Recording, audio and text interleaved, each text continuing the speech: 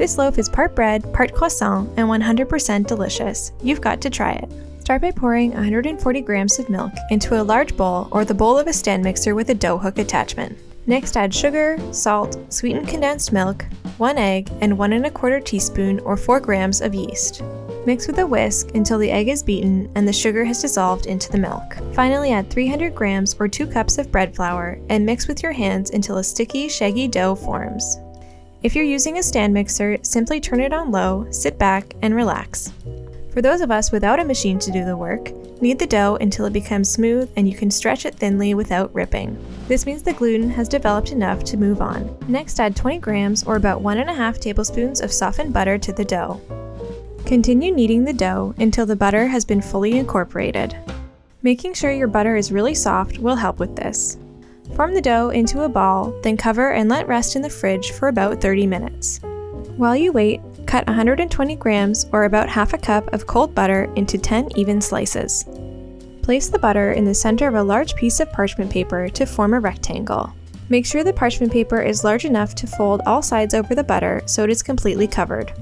This is important because next you're going to use a rolling pin to gently roll the butter out into one flat rectangular piece.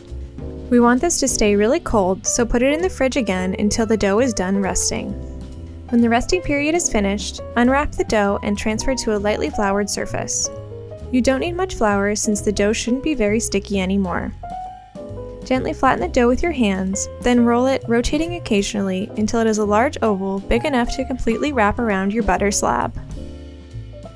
When it's about the right size, place the butter in the center and fold the edges of the dough over to snugly wrap it like a parcel. Flip the dough over and firmly but gently press with a rolling pin all the way up and down to distribute the butter, then roll into a larger rectangle, rotating occasionally again to maintain the shape. If you spot any air bubbles, gently poke them with a toothpick, then pat the dough back together. Fold the edges of the dough towards the center, then fold in half again to make quarters. This is what's going to create those beautiful layers, but first the dough needs to rest again in the fridge for 20 minutes covered in plastic wrap.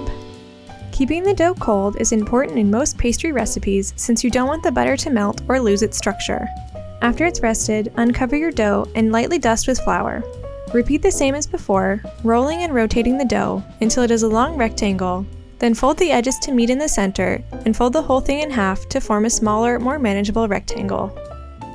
You know the drill. Cover with plastic wrap and chill in the fridge for another 20 minutes. When the dough is rested, remove the plastic wrap, lightly dust with flour, and roll the dough again. This time you only need to roll for a little bit. You want to end up with a rectangle that is roughly 10 by 6 inches in size. Cut the rectangle into quarters, then remove 2 pieces and gently fold them into half circles. Now place them together in an overlapped S shape. Do the same with the other 2 pieces, then place the shaped dough into a greased and lined 6 or 8 inch circular mold. Cover and let rise in a warm place for 2 hours or until it has doubled in size. Brush the top with egg wash, which is just 1 beaten egg mixed with about 1 tablespoon of water. Then bake at 340 Fahrenheit or 170 Celsius for 15 minutes. Keep an eye on it near the end. Depending on your oven, the top may brown very quickly. Allow to cool before removing from the pan and digging in. Subscribe to Dished for more baking recipes.